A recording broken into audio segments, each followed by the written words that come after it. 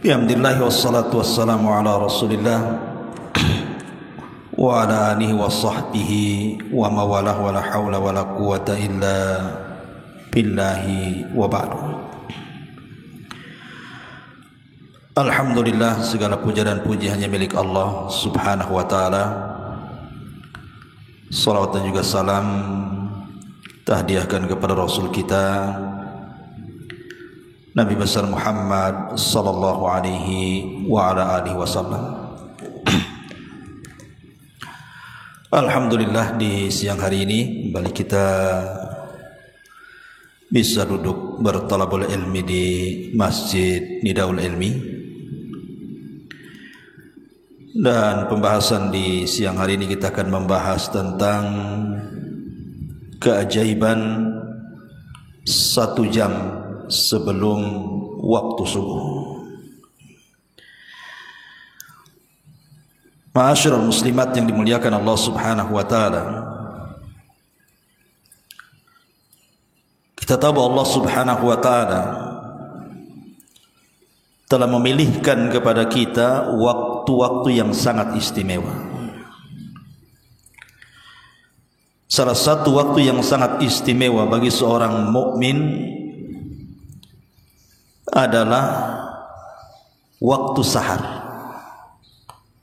atau kita katakan waktu sebelum sholat fajar. Kenapa kemudian waktu ini sangat istimewa? Pertama, di waktu ini Allah subhanahu wa ta'ala menyelamatkan Nabi Allah Lut alaihi salatu wassalam. Sebagaimana Allah subhanahu wa ta'ala mengatakan, illa ala lutin najjaynahum bisahar, kecuali Lut dan juga putri-putrinya kami selamatkan mereka di waktu sahar. Sahar itu artinya waktu sebelum datang waktu fajar. Kemudian yang kedua, waktu ini adalah waktu di mana Allah subhanahu wa ta'ala turun dari langit menuju langit dunia. Jadi Allah subhanahu wa ta'ala turun ke langit dunia, kemudian Allah subhanahu wa ta'ala menebarkan keberkahannya. Sebagaimana hadis yang sangat ma'ruf, di mana Nabi SAW mengatakan, yanzilu rabbuna ila sama'id dunya fi kulli thuluthil lailil akhir wa dhalika kulla lailatin. Allah subhanahu wa ta'ala turun ke langit dunia, dan itu di sepertiga malam akhir. Kemudian Allah subhanahu wa ta'ala setiap malam ketika turun ke langit dunia pada sepertiga malam akhir itu, Allah katakan kepada hamba-hambanya, man yad'uni fa astajibala, siapa yang berdoa kepadaku, kabulkan doanya. Wa man yas'aluni fa utiya, siapa yang meminta sesuatu kepadaku, kata Allah, aku berikan permintaannya. Wa man yastaghfiruni, dan siapapun yang meminta ampun kepadaku, maka Allah subhanahu wa ta'ala akan ampuni dosa-dosanya. Artinya waktu sahar itu waktu Allah turun menemui hamba-hambanya. Kemudian yang ketiga, para nabi dan rasul mereka sangat memperhatikan waktu sahar ini, waktu sebelum subuh ini, dan mereka gunakan untuk berdoa, beristighfar kepada Allah subhanahu wa ta'ala. Sebagaimana diriwayatkan bahwa Nabi Allah Yaqub alaihi salatu wassalam, apabila dia hendak mengucapkan istighfar, memintakan ampun untuk anak-anaknya, qama fi waqtis sahari, yunaji rabbahu wa yad'u auladahu, maka dia akan bermunajat kepada Allah Subhanahu wa taala di waktu sahar sebelum subuh, dan akan berdoa kebaikan untuk anak-anaknya. Wa yu'amminuna du'aahu, dan mereka anak-anaknya ikut mengaminkan doanya Nabi Allah Yaqub alaihi salam. Ya, Nabi Yaqub kalau datang di sepertiga malam akhir sebelum fajar, dia bangunkan anak-anaknya, kemudian dikumpulkan anak-anaknya, maka dia pun kemudian istighfar, memintakan ampun akan dosa-dosanya, berdoa kebaikan kepada Allah Subhanahu wa taala, dan anak-anaknya mengaminkannya. Dan itu difirmankan oleh Allah Subhanahu wa taala, qala saufa astaghfiru lakum rabbi. Maka Yakub mengatakan, aku akan memintakan kepada kalian ampun kepada Rabbku. Sebagian ahli tafsir mengatakan maksudnya Yakub berdoa untuk mereka anak-anaknya di waktu sahar, waktu sebelum subuh. Dan yang keempat, yang terakhir tentunya, waktu sebelum subuh itu adalah waktu yang sangat berharga bagi orang-orang yang bertakwa, karena waktu itu adalah waktu ikhlas. Kalau orang berdoa kepada Allah Subhanahu wa taala, istighfar kepada Allah Subhanahu wa taala, membaca Al-Quran ataupun salat atau ibadah-ibadah yang lain di waktu itu, maka akan lebih dekat keikhlasannya kepada Allah dibandingkan dilakukan di luar waktu selain waktu itu. Tentu hikmahnya, kenapa kemudian Allah Subhanahu wa taala pilihkan bagi orang-orang yang beriman, yang tahu tentang keistimewaan 1 jam sebelum subuh itu? Apa hikmahnya Allah pilihkan waktu itu? Pertama, karena orang yang melakukan ibadah di waktu itu as'ab, sangat sulit sekali. Jadi orang yang melakukan ibadah 1 jam sebelum subuh itu sesuatu yang sangat sulit, karena waktu itu adalah waktu di mana manusia sedang beristirahat, di waktu manusia sedang terlelap-lelapnya tidur, enak-enaknya tidur, mimpi-mimpinya tidur. Tiba-tiba kemudian dia sengaja membangunkan dirinya untuk menghadap Allah Subhanahu wa taala di waktu yang sangat mulia itu. Kemudian yang kedua, hikmahnya karena ibadah di waktu itu, tadi saya sudah katakan, aktsaru safaan min ghairihi, lebih banyak ikhlasnya dibandingkan yang lainnya. Dan secara kaedah kata para ulama, orang yang beribadah di waktu manusia sedang lalai, maka nilai ibadahnya besar di sisi Allah Subhanahu wa taala. Saya ulangi, sebuah ibadah yang dilakukan oleh kita di waktu manusia sedang lalai, maka ibadah itu bernilai tinggi di hadapan Allah Azza wa Jalla. Sama kalau kita cerita tentang sholat duha. Kenapa sholat duha itu ibadah yang mantap, ibadah yang luar biasa, sampai dikatakan ibadahnya orang-orang yang bertobat, salatul awabin. Karena memang di waktu duha itu manusia sedang sibuk-sibuknya mengejar dunia. Tiba-tiba dia keluar dari kesibukan manusia kemudian menghadap Allah Subhanahu wa taala. Sama juga orang yang beribadah di waktu sebelum subuh. Manusia sedang lalai, terlelap tidur tuh, tiba-tiba kita bangun hanya untuk menghadap Allah Subhanahu wa taala, maka bernilai pahala besar. Karena ibadah di waktu-waktu manusia sedang lalai.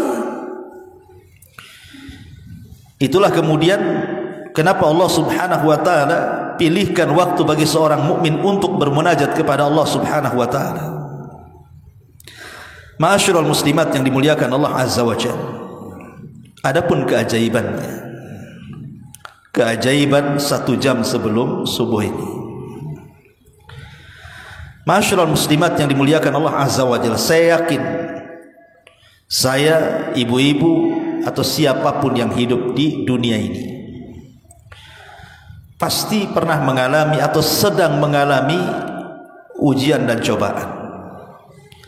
Entah ujian kesehatan, entah ujian dari keluarga, pasangan, anak-anak atau orang tua, entah ujian ekonomi, entah ujian dari tetangga ataupun manusia yang lainnya, atau ujian dalam berdakwah, atau ujian dalam mengarungi rumah tangga, atau ujian mungkin karena faktor ekonomi, hutang banyak di mana-mana. Saya kira semua manusia mengalami perkara-perkara ini. Tapi yakin bahwa 1 jam sebelum subuh bisa menyelesaikan semua penderitaan yang kita alami ini. Karena 1 jam sebelum subuh itu ada keajaiban yang luar biasa. Kalau kita yakin, dan harus yakin. Ma'asyiral muslimat yang dimuliakan Allah Azza wa Jalla. Oleh karena itulah maka siapapun yang merutinkan ibadah-ibadah yang akan saya sebutkan ini, kalau ibu merutinkan ibadah-ibadah yang saya akan sebut 1 jam saja sebelum subuh ini, maka kesulitan apapun yang kita hadapi di dunia ini, insya Allah, yakin kita, Allah akan mengurai sedikit demi sedikit, dan akhirnya Allah akan ganti kesulitan itu dengan kemudahan, penderitaan dengan kebahagiaan, kesulitan dengan kemudahan. Ma'asyiral muslimat yang dimuliakan Allah Subhanahu wa taala, kenapa demikian? Kok bisa 1 jam sebelum subuh itu bisa menguraikan setiap permasalahan kita? Apa rahasianya? Bu, Allah Subhanahu wa taala itu Maha tahu. Dia tahu kesulitan kita, kesulitan saya, kesulitan ibu, kesulitan siapapun yang hidup di dunia itu Allah Maha tahu. Tidak ada yang tersembunyi bagi Allah Subhanahu wa taala. Oleh karena itulah maka Allah Subhanahu wa taala berikan waktu itu untuk bermunajat, di mana Allah Subhanahu wa taala akan datang pada 1/3 malam akhir, turun ke langit dunia, kemudian menawarkan kekuasaannya, keperkasaannya, kekayaannya, ampunannya dan rahmatnya kepada kita semuanya. Makanya Allah Subhanahu wa taala berfirman kepada hamba-hambanya, "Man yad'uni fa astajibala." Siapa yang berdoa kepadaku, siapa yang berdoa kepadaku pasti kukabulkan. Kalau seandainya kita ini bermasalah, boleh jadi mungkin punya hutang banyak, Allah tahu. Bukan Allah tidak tahu kita tak punya hutang atau kita punya hutang, Allah tahu. Minta di jam-jam segitu kepada Allah Subhanahu wa taala untuk dicarikan solusinya supaya hutang-hutangnya cepat dilunasi. Minta kepada Allah Azza wa Jalla. Allah itu zat maha kaya. Kalau kita minta kepada manusia belum tentu dikasih. Tetapi kalau minta zat kepada zat yang maha kaya, dipastikan dikasih. Tapi ibu sabar saja dan terus berusaha. Kalau seandainya di antara kita itu ada yang sakit, Allah tahu kita sedang sakit. Tidak mungkin Allah tidak tahu kita sedang sakit. Angkat tangan tinggi-tinggi pada jam-jam segitu itu, minta kepada Allah Subhanahu wa taala agar penyakit kita itu diobati. Minta kepada Allah, ya Allah sembuhkan penyakitku ya Allah. Minta kepada Allah Azza wa Jalla. Itu waktu yang sangat berkah di 1/3 malam akhir itu. Atau boleh juga mungkin ibu-ibu punya anak-anak yang susah dididik, nakal, melawan, durhaka dan begitu seterusnya. Ibu ingin melembutkan hati anak kita, maka ibu tinggal angkat saja tangan ke langit pada 1/3 malam akhir, minta kepada Allah agar Allah melembutkan anak kita. Allah tahu anak kita itu nakal, Allah tahu anak kita ini durhaka. Allah tahu anak kita ini mungkin susah untuk diperintah. Tidak mungkin Allah tidak tahu. Allah tahu. Lah Allah yang maha tahu itu. Allah menyediakan waktu berdoa kepada Allah. Ya Allah, mudah-mudahan anak saya ini sadar, dapat hidayah, bisa menjadi anak yang soleh dan berbakti kepada orang tuanya. Minta pada waktu itu.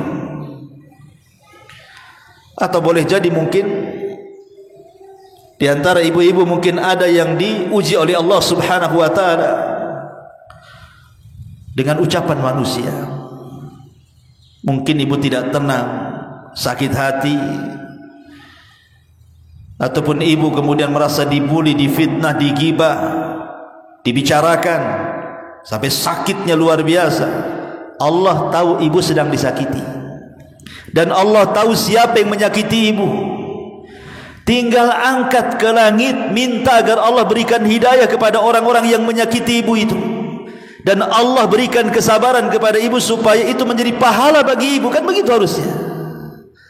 Coba bayangkan tuh, kesulitan apapun yang kita hadapi di dunia ini, itu bisa diselesaikan dengan 1 jam sebelum subuh.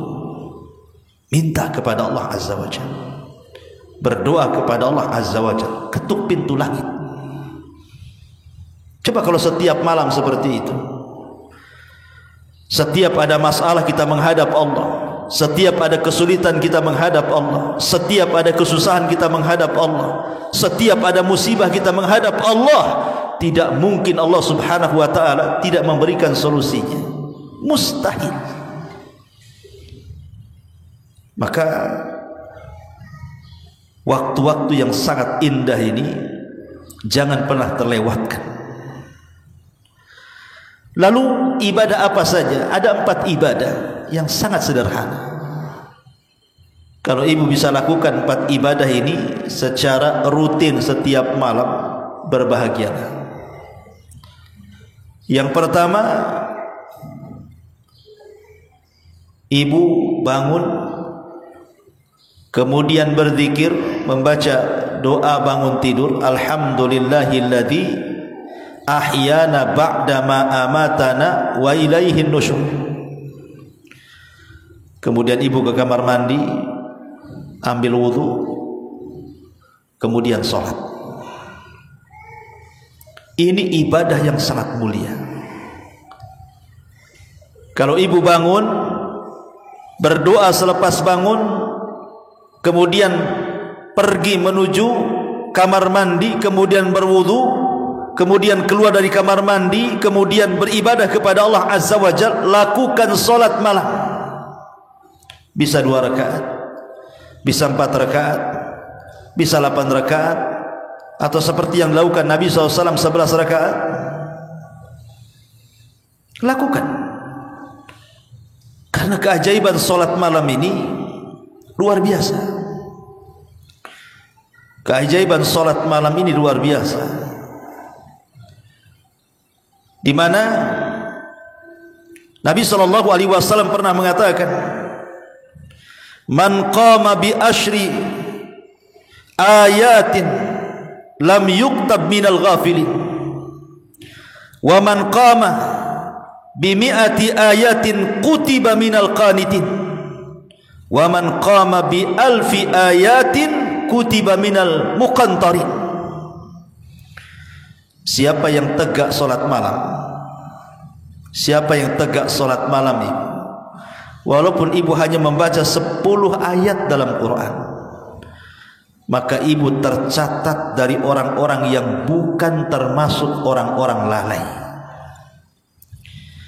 Kalau ibu mau tambah Qurannya dari 10 ayat umpamanya menjadi 100 ayat, maka ditingkatkan derajat ibu, maka ibu menjadi al-qanitin, orang-orang yang betul-betul taat kepada Allah. Subhanallah. Kalau ibu kemudian mau menambah lagi sampai 1000 ayat, maka Allah akan catat minal muqantarin. Ibu memiliki perbekalan yang cukup untuk kematian. Subhanallah. Ya. Walaupun hanya 10 ayat ibu baca dalam solat malam, itu sudah dianggap apa? Terlepas dari orang-orang lalai. Berarti ibu termasuk orang-orang yang taat kepada Allah Azza wa Jalla. Bahkan Nabi SAW mengatakan, "Ma min ri'in takunu lahu salatun bil laili faghallabahu 'alaiha an-naumu illa kutiba lahu ajru salatihi wa kana naumuhu sadaqatun 'alaihi." Barang siapa yang ada niat ingin solat malam, ibu ingin solat malam sepertiga malam, akhir ingin bangun sebelum subuh, itu ingin solat malam, Allah takdirkan mata ibu itu mungkin sudah 5 watt ataupun 1000 watt lah ya. Jadi ngantuk, keleyang, tidur pula lah ibu, bablas, subuh pula bangun. Tapi ibu sudah ada niat ingin sholat malam kan bu? Tetap kata Nabi SAW, dicatat bagi ibu itu, tidur ibu itu sebagai sedekah. Tidurnya ibu lah sebagai sedekah, karena sudah ada niat ingin sholat malam tuh. Kalau tidurnya orang yang niat sholat malam dianggap sedekah bu, macam mana orang yang bukan hanya tidur tapi bangun? Itu kan besar pahalanya. Tidurnya saja ibadah. Bagaimana kalau dia betul-betul bisa bangun di sepertiga malam akhir kemudian melaksanakan sholat? Kan luar biasa. Ma'asyiral muslimat yang dimuliakan Allah Subhanahu wa ta'ala. Bahkan Nabi SAW mengatakan, "Ala adulluka ala abwabil khair?" Maukah kutunjukkan kepada kalian pintu-pintu kebaikan? Kemudian Nabi SAW mengatakan, "As-sawmu junnatun was-sadaqatu tudfi'ul khati'ata kama yudfi'ul ma'un nara wa salatur rajuli min jawfil laili." Kata Rasul, maukah kutunjukkan kepada kalian pintu-pintu kebaikan? Puasa adalah tameng. Sedekah bisa memadamkan atau menghilangkan kesalahan sebagaimana air bisa memadamkan api. Dan solat seseorang di malam hari atau di sepertiga malam akhir, maka itu telah membuka banyak pintu kebaikan. Kalimat pintu kebaikan ini macam-macam bu. Kebaikan dalam keluarganya, kebaikan dalam kesehatannya, kebaikan dalam urusannya, kebaikan dalam pekerjaannya, kebaikan dalam kehidupannya. Hidupnya akan baik. Makanya saya katakan 1 jam sebelum salat subuh ini ajaib luar biasa. Ibu hanya berdiri 2 rakaat sajalah kan begitu, tahajud. Itu kebaikannya luar biasa. Bisa membuka seluruh pintu-pintu kebaikan dalam hidup kita. Ini yang pertama. Yang kedua, selepas ibu melaksanakan sholat malam, walaupun hanya 2 rakaat atau 4 rakaat atau 8 rakaat atau 11 rakaat ya, tergantung moodnya lah bu ya. Yang kedua, ibu ambil mushaf. Ambil mushaf Al-Quran. Baca Quran di situ. Tidak harus banyak. Kalau memang ibu lagi malas, bacalah seayat 2 ayat pun jadilah kan begitu. Apalagi mungkin bisa 1 lembar 2 lembar. Apalagi sampai setengah juz atau 1 juz lebih bagus lagi. Karena barang siapa yang membaca Al-Quran di waktu itu, maka dia sedang membaca Quran dan sedang disaksikan oleh para malaikat. Sebagaimana hadis yang dikeluarkan Bukhari Muslim dari Abi Hurairah radhiyallahu anhu. Kata Abu Hurairah radhiyallahu anhu, aku mendengar Nabi SAW bersabda, "Tajtami'u malaikatul laili wa malaikatun nahar fi salatil fajr." Thumma yaqulu Abu Hurairah, "Faqra'u in syi'tum inna Qur'anal fajri kana mashhuda." Malaikat akan berkumpul di mana malaikat malam dan siang akan berkumpul di waktu fajar. Dan kata Abu Hurairah radhiyallahu an, bacalah kalau kalian mau, sesungguhnya Al-Quran di waktu fajar itu disaksikan oleh para malaikat.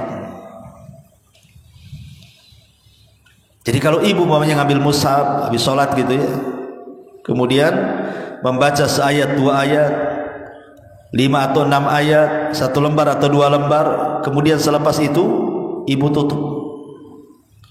Mulailah ibu angkat kedua tangan ke langit. Untuk apa? Berdoa. Karena Nabi SAW mengatakan, inna fil laili la sa'atun la yuwafiquha abdun muslimun yas'alullaha khairan min amri dunya wal akhirah illa atahullahu iya. Sesungguhnya di malam hari ada waktu yang apabila bertepatan seorang hamba muslim memohon kepada Allah kebaikan dalam urusan dunia maupun akhirat, pasti akan diberikan. Jadi pas ibu kemudian habis sholat, baca Quran, mengangkat kedua tangan ke langit, ingat Allah Subhanahu wa ta'ala malu kalau ada orang yang mengangkat kedua tangan ke langit dan mengatakan ya Rabb, ya Rabb, tiba-tiba Allah biarkan kedua tangan itu kosong alias tidak diijabah. Malu Allah itu kalau sampai tidak memberikan akan permintaan kita di jam-jam seperti itu. Karena Rasul yang mengatakan innallaha hayyun karim, Allah itu zat yang maha pemalu lagi maha pemurah. Yastahi min abdihi, Allah malu dengan hambanya. Idza rafa'a yadayhi, apabila mengangkat kedua tangannya, kemudian dia berdoa kepada Allah Azza wa Jalla, thumma yarudda sifra, tiba-tiba kemudian tidak ada yang diberikan oleh Allah Subhanahu wa ta'ala. Malu Allah. Karena Allah itu lam yarudda sifra, tidak mungkin Allah mengosongkan kedua tangan yang diangkat ke langit. Maka angkatlah kedua tangan ke langit, berdoa kepada Allah. Disitulah Allah katakan man yas'aluni fa'utiya, siapapun yang meminta kukabulkan doanya, kukabulkan permintaannya. Minta apa saja, minta kepada Allah. Ma'asyiral muslimat yang dimuliakan Allah Subhanahu wa ta'ala. Kemudian yang terakhir, setelah kita berdoa kepada Allah, meminta sesuatu hajat kita kepada Allah, apakah meminta kesembuhan, apakah meminta ekonomi, apakah meminta supaya hidupnya tenang, istiqomah, atau apalah namanya, selepas itu Bu, istighfar, minta ampun kepada Allah Subhanahu wa ta'ala. Karena di jam-jam seperti itu Allah Subhanahu wa ta'ala katakan man yastaghfiruni fa'aghfirullah, siapa yang beristighfar meminta ampun kepadaku maka pasti ku ampuni dosa-dosanya. Siapa di antara kita yang tidak berdosa? Istighfar itu meminta kepada Allah bukan hanya diampuni Bu, tapi ditutup dosa-dosa kita, ditutup aib-aib dosa kita. Karena kita ini kan tidak terlepas dari dosa Bu. Tetapi Allah itu Rahim. Dosa kita terkadang ditutup, orang tidak tahu kita melakukan dosa. Coba bayangkan kalau seandainya dosa kita itu disingkap oleh Allah Azza wa Jalla, apa yang terjadi? Mau ditaruh di mana muka kita ini? Malu dengan orang. Tapi Allah itu Rahim, Allah itu Ghafur, Allah itu Wadud. Allah Subhanahu wa ta'ala tetap memberikan kesempatan ampunannya dan tetap menutup dosa-dosa kita. Dan faedah istighfar itu luar biasa. Sampai Nabi SAW dalam sehari itu minimal 70 sampai 100 kali istighfar. Padahal dia Nabi, tidak mungkin dia punya dosa, tapi dia ingin mengajarkan pentingnya istighfar itu. Karena Nabi SAW yang mengatakan dalam hadis nabinya, man lazimal istighfar ja'alallahu lahu min kulli dhikin makhraja wa min kulli hamin faraja wa razaqahu min haitsu la yahtasib. Siapa yang melazimkan istighfar, maka Allah Subhanahu wa taala akan mengeluarkan dari setiap kesempitan jalan keluar, dari setiap kesedihan kebahagiaan, dan Allah akan berikan rizki dari arah yang tidak disangka-sangka. Lihat, ketika Allah Subhanahu wa taala berfirman pada sepertiga malam akhir setiap malam dan mengatakan man yastaghfiruni fa'aghfirlah, siapa yang meminta ampun kepadaku ku ampuni dosa-dosanya, hakikatnya 1 jam sebelum subuh itu adalah rahasia rizki manusia ada di situ tuh. Rahasia rizki manusia ada di situ. Karena Allah memberikan peluang siapapun yang meminta ampun akan diampuni dosanya. Dan orang yang beristighfar itu kalau dia melazimkan setiap malam dia melakukannya, maka kesulitan ibu akan diurai, kesedihan ibu akan diganti dengan kebahagiaan. Bahkan Allah akan cukupkan rizki kita dari arah yang tidak disangka-sangka. Luar biasa ya. Hanya melakukan 4 ibadah ini saja, salat, baca Quran, berdoa, istighfar. Tapi lihat rahasianya, ajaib luar biasa. Kesulitan sebanyak apapun yang kita hadapi bisa diselesaikan dengan 1 jam sebelum subuh. Tapi ibu harus yakin, harus percaya. Ibu bangun di jam-jam seperti itu betul-betul bangunnya karena Allah, bukan karena yang lainnya. Betul-betul karena Allah, karena mencari keridhaan Allah, karena mencari pahala Allah, mencari surga Allah Subhanahu wa taala. Kemudian ibu melakukan ibadah di jam-jam seperti itu dengan khusyuknya, dengan khudu'nya, dengan merendahkan dirinya kita kepada Allah, bagaikan kita seorang budak kepada tuannya, dengan mengikhlaskan niat kita hanya kepada Allah Azza wa Jalla. InsyaAllah apapun permintaan kita Allah akan kabulkan. Jadi inilah keajaiban 1 jam sebelum subuh. Belum lagi kalau seandainya yang bapak-bapak selesai dia melaksanakan tahajud, kemudian membaca Al-Quran, kemudian dia berdoa, kemudian dia istighfar,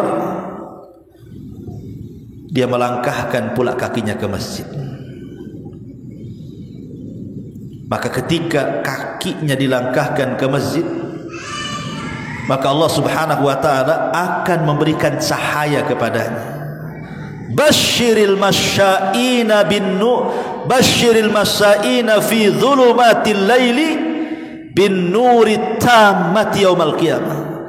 Kasih kabar gembira tuh orang-orang yang berjalan di kegelapan malam di waktu subuh menuju masjid, bahwa mereka akan mendapatkan cahaya yang sangat sempurna kelak pada hari kiamat. Dan orang itu adalah orang yang terhindar dari ikatan syaitan. Karena Rasul yang mengatakan setiap malam itu syaitan akan mengikat tengkuk kita ini 3 ikatan. Kemudian akan membisikkan di telinga kita, tidur, jangan bangun lagi. Apabila kita bangun kemudian kita berzikir kepada Allah, maka hilang 1 ikatan. Kalau kita berwudu maka hilang 2 ikatan. Kalau kita solat maka hilang 3 ikatan. Ketika itu dia menjadi orang yang paling bersih hatinya, dan masa depannya akan cerah dan tidak ada suram. Tapi sebaliknya orang yang jarang bangun di waktu subuh, bangunnya jam 7, jam 8, jangan cerita solat subuh, cerita solat malam, subuh pun tidak gitu ya, maka orang ini hatinya buruk. Dan pasti akan banyak masalah yang tidak tahu masalah itu datang dari mana. Selesai 1 masalah kadang-kadang belum selesai datang masalah yang lain, masalah yang lain, masalah yang lain, sampai hidupnya dipenuhi dengan masalah demi masalah. Kenapa? Karena dia tidak pernah menghubungkan hidupnya dengan Allah Subhanahu wa taala. Dia bangun sementara dia terbangun di atas laknat Allah Azza wa Jalla. Karena orang kalau terbangun kemudian jam 7 atau jam setengah 7 atau anggaplah jam 6 lah, kemudian dia tidak berzikir, tidak wudu, tidak sholat, langsung kemudian sibuk memikirkan pekerjaannya, hari pertama dia bangun saja sudah dilaknat. Kenapa? Karena dia meninggalkan kewajiban Allah Azza wa Jalla. Dia meninggalkan sholat subuh. Tapi kalau ibu kemudian bangun, berzikir, kemudian berwudu, kemudian tahajud, kemudian berdoa, kemudian istighfar, kemudian sholat subuh, kemudian selepas sholat subuh ibu tidak tidur sampai terbit matahari, apalagi sampai kemudian berzikir dan baca Quran sampai waktu syuruk, kemudian sholat syuruk, selain pahalanya sama dengan haji dan umrah secara sempurna, maka hati ibu pun akan dibersihkan oleh Allah dan mampu menyelesaikan banyak masalah. Tapi kalau sebaliknya, hatinya akan buruk dan akan banyak masalah yang menimpa dia. Masyaallah muslimat yang dimuliakan Allah Azza wa Jalla, inilah diantara keajaiban yang disebutkan para ulama 1 jam sebelum subuh. Baik, sampai di sini kita buka tanya jawab. Silakan kalau ada yang mau bertanya. Iya.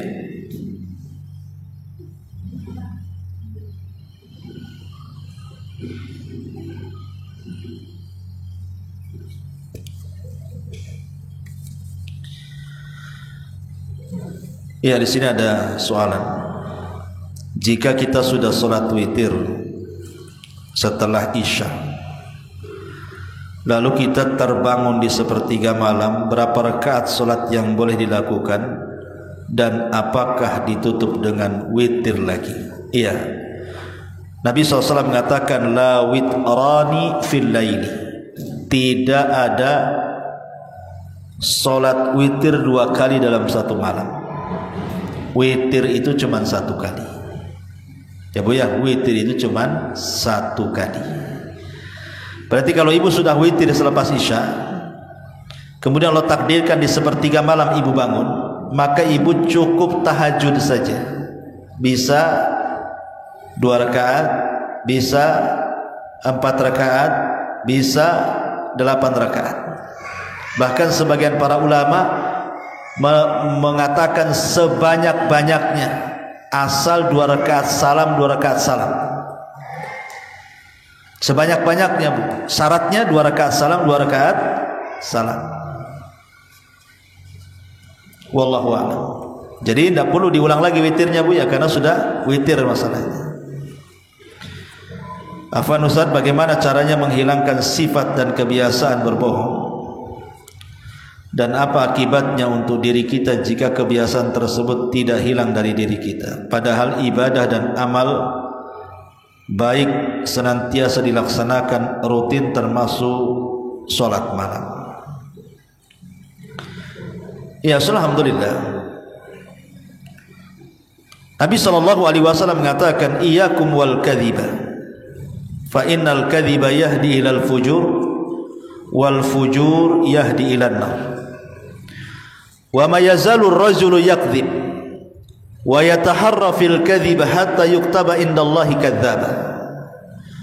Kata Nabi sallallahu alaihi wasallam, hati-hati kalian, jangan berdusta, karena dusta itu mengarahkan kepada al-fujur, keburukan, dan keburukan itu akan mengarah ke neraka. Dan ketika manusia terus-menerus berdusta, maka Allah Subhanahu wa taala akan menstempel dia bahwa dia adalah kadzab, pendusta. Masyaallah muslimat yang dimuliakan Allah Azza wa Jalla, meninggalkan kebiasaan berdusta ini, pertama berdoa kepada Allah agar kebiasaan buruk ini dihindarkan.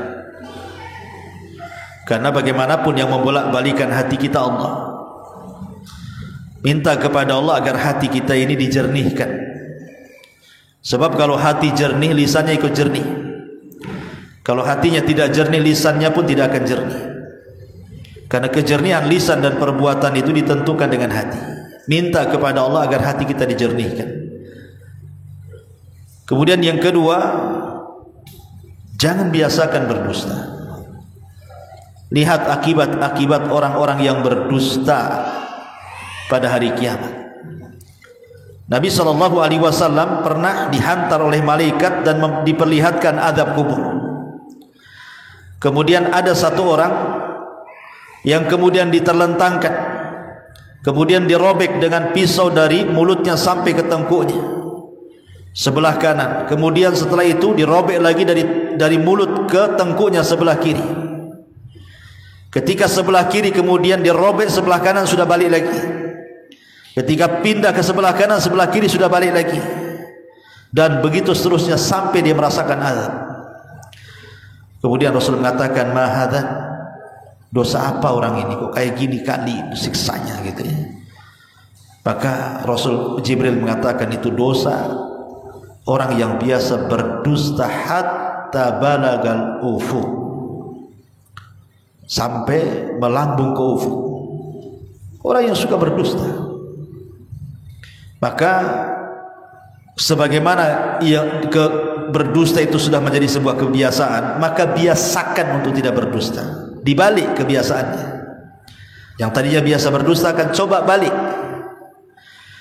Kemudian juga jangan berkawan dengan orang-orang pendusta. Berkawan dengan orang-orang yang jujur. Makanya Allah mengatakan kunu ma'as-sadiqin. Berkawanlah kalian dengan orang-orang jujur supaya jadi jujur. Kalau berkawan dengan para pendusta jadi pendusta. Kemudian lihat akibat dosa lisan, afatul lisan.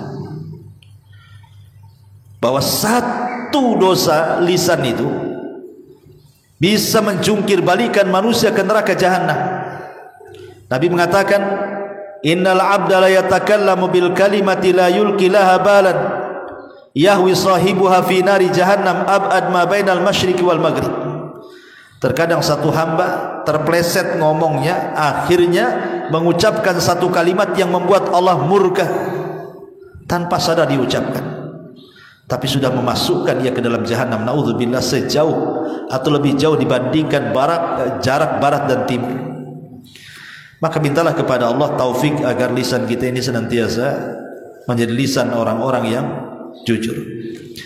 Kemudian juga apakah salat tahajud dan salat istikharah bisa dilakukan pada waktu yang sama seperti puasa sunnah, niatnya untuk 2 puasa sunnah? Iya. Salat istikharah ini dilakukan apabila kita hendak memilih sesuatu perkara yang tidak bisa kita pilih, terpaksalah istikharah. Atau tidak mesti 2 perkara yang dipilih. Mungkin kita hendak melakukan sesuatu, maka kita istikharah. Pemain ibu mau pergi dalam rangka bisnis, dalam rangka apa gitu kan, istikharah dulu. Atau mau menikah, yang belum menikah kan gitu ya, maka istikharah dulu. Jadi waktu istikharah itu tidak ditentukan waktunya. Kapanpun bisa. Umpamanya kita mau berangkat siang tapi ragu-ragu, sholat istikharah.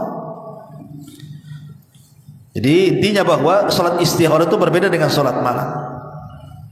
Karena sholat istikharah sebabnya karena ada sebuah hal yang harus dipilih oleh dia.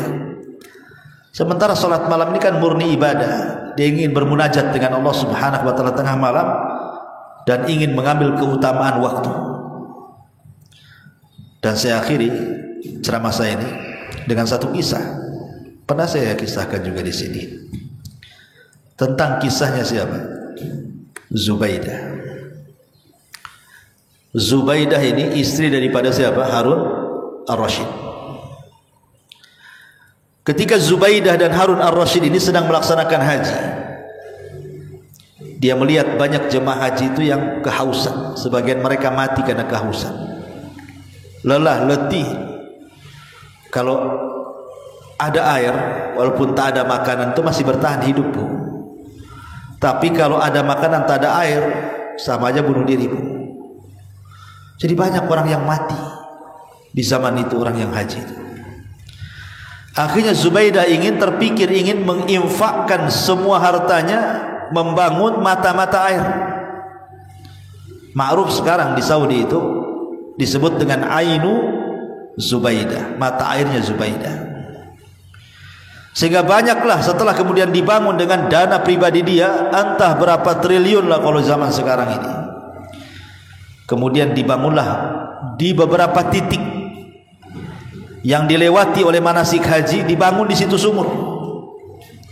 Entah berapa ratus sumur gitu yang dibangun oleh Zubaidah ini, dan menghasilkan dengan keberhasilan yang gemilang sehingga tidak ada satu penjemaah haji yang kehausan lagi. Ketika Zubaidah sebelum meninggal, maka dia bermimpi. Mimpinya dipanggil oleh Allah Subhanahu wa ta'ala. Setelah dipanggil oleh Allah Azza wa Jal, tiba-tiba sumringah Zubaidah ini senyum, tertawa, tertiwi gitu kan. Ditanyalah, ya Zubaidah,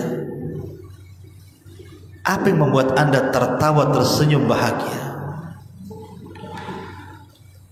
Maka dia mengatakan, ghafarallahu li, Allah telah mengampuni dosa-dosaku, katanya. Aku barusan menghadap Allah dan Allah telah mengampuni dosa-dosaku. Maka orang mengatakan, apakah lantaran amalmu yang luar biasa membuka mata-mata air sehingga jemaah haji banyak yang minum sehingga tidak lagi ada orang yang haji mati gara-gara kehausan? Kata Zubaidah, al-ainu wa mal ain, urusan mata air bukan urusan mata air. Bukan karena saya buat sumur sana sini untuk jemaah haji, bukan itu, karena bukan itulah Allah mengampuni dosaku. Lalu karena apa? Maka Zubaidah mengatakan, ghafara li rabbi bi raq'ataini fi jawfil laili uhafidhu 'alaiha, kata Allah mengampuni dosa-dosaku karena aku senantiasa menjaga 2 rakaat yang tidak pernah aku tinggalkan di tengah malam. Itulah tahajud. Dengan itulah Allah ampuni dosa-dosaku. Terkadang perkara remeh, justru itu penyebab orang masuk surga. Karena Zubaidah diampuni dosanya bukan karena infak triliunan yang tidak bisa dilakukan kecuali orang kaya. Rupanya ibadah itu tidak mesti besar, sedikit tapi ikhlas. Itu lebih baik daripada banyak tapi riya. Karena biasanya ibadah tengah malam itu, Bu, itu ibadahnya orang ikhlas, Bu. Mau riya sama siapa? Apalagi di zaman dulu kan. Kalau zaman sekarang potensi riya ada kan itu, karena sudah ada medsos, Bu kan. Sengaja menghidupkan IG, Facebook, YouTube, kemudian live. Ataupun walaupun tidak live secara langsung, nulis status bangun, soalnya dia mengatakan kayak aku loh bangun, cuman dia tulisnya bangun ini subuh. Maunya dia mengatakan seperti aku dia bangun, cuman tidak mengatakan seperti itu saja. Dia cuman tulis statusnya itu bangun kaum muslimin gitu ya. Ini sudah jam sekian. Ini hati-hati kalimat ini. Niatnya baik, mengingatkan orang untuk bangun. Iya kalau dia buka WA, kalau enggak ya. Makanya kenapa tengah malam itu ibadah yang sangat ikhlas. Hanya orang-orang yang ikhlaslah yang bisa bangun di tengah malam. Kalau orang enggak ikhlas enggak mungkin bangun di tengah malam, saya jamin ya. Wallahu a'lam. Sekira cukup. Subhanallah bihamdika, asyhadu an la ilaha illa anta, astaghfiruka wa atubu ilaik. Allahu ta'ala. Assalamualaikum warahmatullahi wabarakatuh.